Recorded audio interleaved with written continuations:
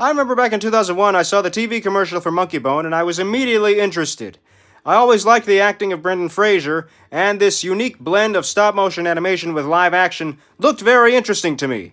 So even though my dad thought it looked stupid, my sister and I were very interested. So my dad took us to see it on opening night, and we all had a blast watching it. It was hilarious, and again, the blend of stop-motion animation with live action was outrageous and highly creative. Of course, this was from director Henry Selick, and we know that he is a serious expert of stop-motion animation, as we previously saw him direct The Nightmare Before Christmas and James and the Giant Peach, and he would later direct Coraline and Wendell and Wild. Monkeybone, on the other hand, has never gotten that positive of a reception, and I think it doesn't deserve the negativity that it gets. The fan base has certainly grown through the years, and more fans have grown to admit that they love this movie too, and I always love this movie. Monkeybone himself is a pretty crazy and outrageous monkey.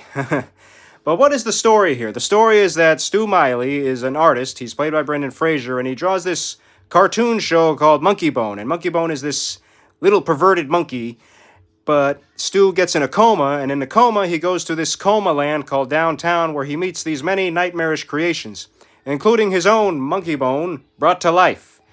Now, one thing to take note of is that Monkeybone is perverted. This might seem a little iffy with some fans, but his humor is outrageous and very fitting for the picture, and I think we shouldn't let the perversion of him bother us too much.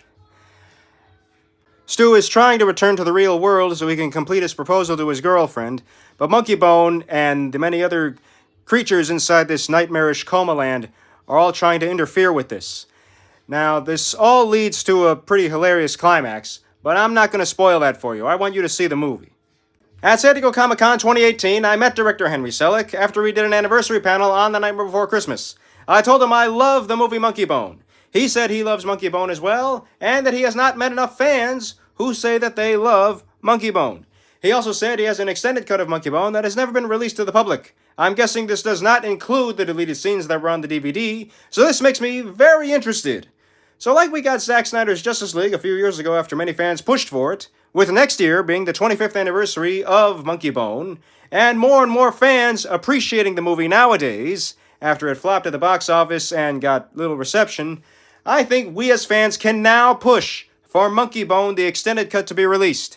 It would gain a much better reception nowadays. It's already a masterpiece as is that is very underappreciated, and an extended cut would probably be more awesome. So let's push for Monkeybone, the extended cut, to be released. Release Monkeybone, the extended cut. Monkeybone.